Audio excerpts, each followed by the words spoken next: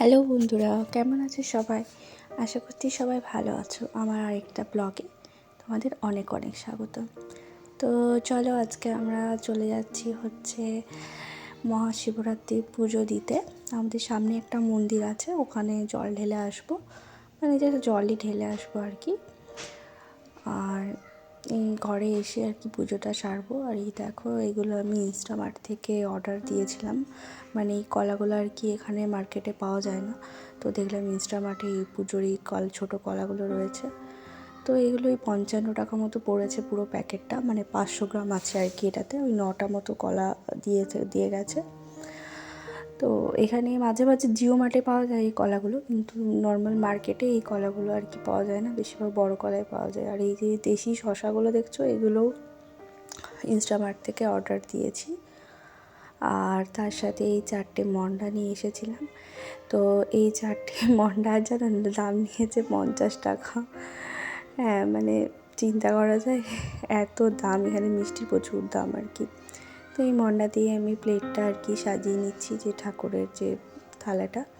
তো এই দেখো, আমার থালা দিয়ে সব সাজানো হয়ে গেছে। এবারে আমি আমার যে বাড়ির যে শিব ঠাকুরটা আছে, তো ওই শিব ঠাকুরটাকে পুজো করে নেবো। তো সকালবেলায় আর কি মানে আমি ভেবেছিলাম যে ওই মন্দিরে গিয়ে ভালো করে আর কি মানে পুজোটা দিয়ে আসবো, কিন্তু যেহেতু মানে শ্রীনিকার পাপা তাড়াতাড়ি করে আজকে চলে গেছিলো, ওর একটু কাজ ছিল আজকে, ওই জন্য তাড়াতাড়ি বেরিয়ে পড়তে হয়েছিল। ওই জন্য আমি সকালে যেতে পারিনি। ভেবেছিলাম ওর পাপা ধরবে শ্রীনিকাকে আর আমি পুজোটা করে নেবো, ওই জন্য কোনো রকমে ওকে কোলে করে শুধু জলই ঢেলে এসেছি। আর এই ঘরে এসে এখন শ্রীনিকাকে ঘুম পাড়িয়ে আমি এখন পুজোটা করে নিচ্ছি। তো ও আজকে প্রচণ্ড মানে কাঁদছিল, কেন জানি না, এখন কিছুদিনই হোক কাঁদছে। এই 2 দিন হলো একদমই রাতে ঘুমাচ্ছে না, তার জন্য আমারও সকালবেলা একটু উঠতে লেট হয়ে যাচ্ছে। তো আর এই যে দুধটা দেখছো যেটা ঢালছি, তো আমি ভেবেছিলাম গরুর দুধ বেশ কি সুন্দর পেয়ে যাবো, যেহেতু শ্রীনিকাকে এখন গরুর দুধ দিচ্ছি ওই জন্য।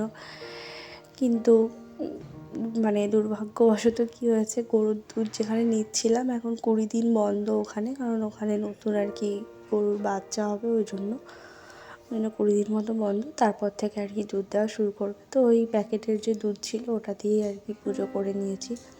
তো আমি যখন দুর্গাপুরে আর কি থাকতাম, তখন আমাদের মানে দুর্গাপুরে যে মন্দির আছে আর কি আমাদের গ্রামে, মানে আমার বাপের বাড়িতে আর কি, ওখানে বুড়ো শিবতলাতে আমি পুজো দিতাম। আর শিবরাত্রিটা আমি অনেক দিন ধরেই করি। আর তার সাথে যে শ্রাবণ মাসের যে সোমবারগুলো, মানে পুরো শ্রাবণ মাসটাই আমি নিরামিষ খাই। মানে শিব পুজোটা এরকম বিয়ের আগে থেকেই করি, তারপরে বিয়ের পরে পরে আরও অনেক অনেক উপোস আর কি ধরা হয়েছে। এই দেখো, শিবটাকে আমার পুজো করা হয়ে গেছে। তো ভালো করে আমি মুছে নিচ্ছি। তো শিব ঠাকুরকে এরকম করে মানে চান করানোর পরে ভালো করে একটা শুকনো কাপড়ে ভালো করে মুছে তারপরে আর কি রাখতে হয়। আর এই যে দুটো বেলপাতা, এই দুটো বেলপাতা আমি বিয়ের আগে, মানে বিয়ের আগের থেকেই আমার এই শিবটা পাতা। তো আমি এটা যখন আসি আমেদাবাদে, তখন আমি এই শিবটাকে নিয়ে এসেছিলাম। তো সেইটারও একটা মানে কাহিনী আছে। আমি ফার্স্ট আমেদাবাদে যখন আসি তখন ফ্লাইটে করে এসেছিলাম। তো তখন এই শিব ঠাকুরটাকে আর কি ধরেছিলাম, আমি কেন জানি না, মানে আমি ব্যাগের ভেতরে আর কি শালু কাপড় মুড়ে নিয়ে এসেছিলাম। তো কেন জানি না ওরা শিব ঠাকুরটাকে, মানে যখন ব্যাগ চেকিং হয় লাগেজে, তখন শিব ঠাকুরটা ধরেছিল, কেন কে জানে। তারপর খুলে দেখাতে বলে কি আছে, তো তখন দেখানোর পরে তারপর ছেড়ে দেয়, সেরকম কিছু হয়নি। তো ওই যে ওই দুটো বেলপাতা, এগুলো আমি মানে ওখান থেকেই কিনে নিয়ে এসেছিলাম, একটা রূপোর আর একটা হচ্ছে পিতলের। আর এই যে ওই ঘরের কোনো রকমের ওই শিব মন্ত্র বলে পুজো করে নিচ্ছি। কী করবো, ব্রাহ্মণ তো আর নেই, আমিই পুজো করে নিলাম। ওই পুজো টুজো করে 5 রকমের ফল দিয়ে আর একটা মন্ডা দিয়ে পুজো করে দিলাম। আর এরপরে আমার যে বাড়ির ঠাকুরগুলো আছে, বাড়ির ঠাকুরগুলোকে যেরকম নিত্যদিনের আর কি পুজো দিই, ওরকম পুজো দিয়ে নিচ্ছি। তো আমি বেশি কিছু ঠাকুর কাটিনি, আমার শুধু ওই শিব ঠাকুর আছে আর গণেশ আর হচ্ছে রাধাকৃষ্ণ। আর এই দেখো, এই করতে করতে উনি উঠে পড়েছেন, উঠে আমার কাছে চলে এসেছে। হ্যাঁ, আর আগে এরকম বসে বসে ও দেখতো যে আমি কীরকম করে পুজো করছি না করছি। এখন কি করে, এখন ওই যে জিনিসপত্রগুলো ওইগুলো হাত দেওয়ার চেষ্টা করে। হ্যাঁ, আগে কিন্তু এরকম জিনিসটা করতো না। এখন ওর খুব মানে উৎসাহ বেড়ে গেছে সব কিছুর প্রতি, আর সব জিনিসটা হাত দিয়ে দিয়ে দেখবে।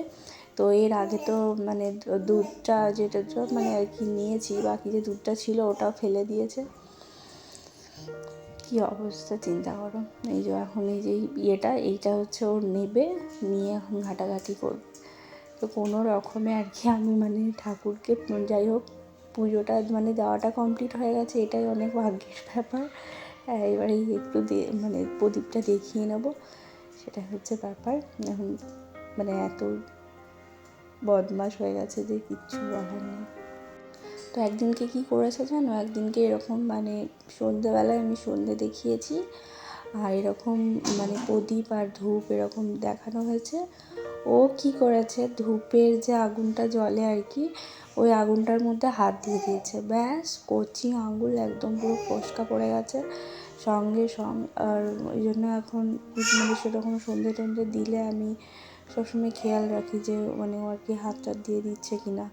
আগে এরকম যেত না, মানে আমার ঠাকুরের ধারে কাছেও যেত না। এখন দেখছি ঠাকুরের সামনে গিয়ে এরকম করে মানে আর কি সব কিছু করছে, সব কিছু মানে উল্টে পাল্টে একাকার করে দিচ্ছে আর কি।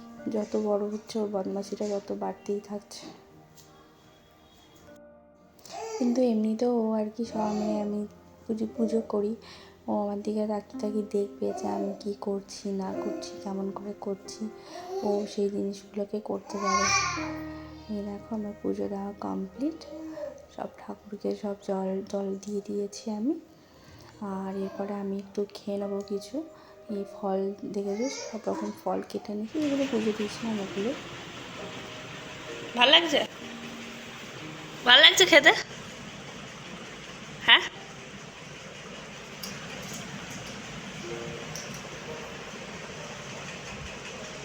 অতটা মুখে ভরে না, একটু একটু করে খাও।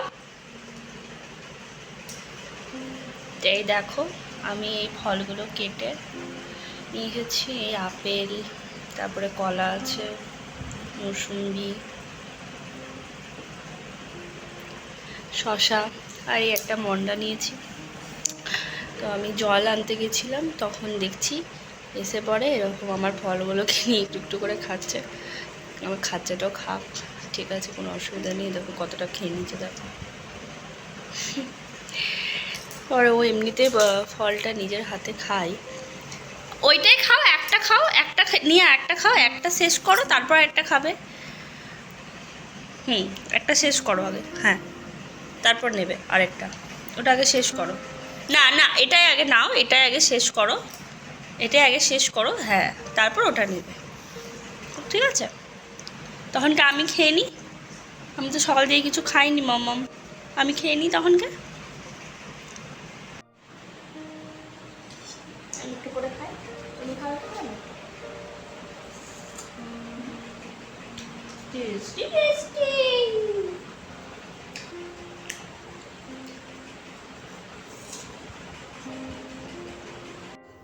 তো এই যে আমার খাওয়াটাও শেষ হয়ে গেছে, এরপর আমি একটু ওকে নিয়ে বসেছি, আর ওরকম ঘুরে ঘুরে বেড়াচ্ছে, ওকে নিয়ে ওকে আর কি খেলতে হবে।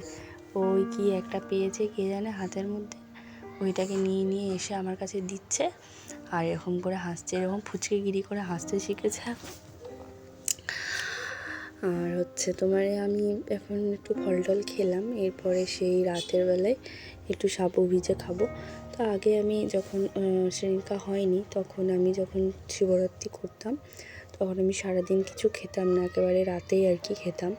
তো এখন যেহেতু শ্রেণিকা ছোট আছে, ওই জন্য মানে ও আমার বেস্ট ফিটিং করছে, ওই জন্য আর কি মানে বাড়ি থেকে মা বললো যে না, সারাদিন কিছু না খেয়ে করে থাকিস, শুধু ওই হালকা ফল টল খা, রাতে আবার যেমন সাবু খাস ওরকম সাবু ভিজে খাবি।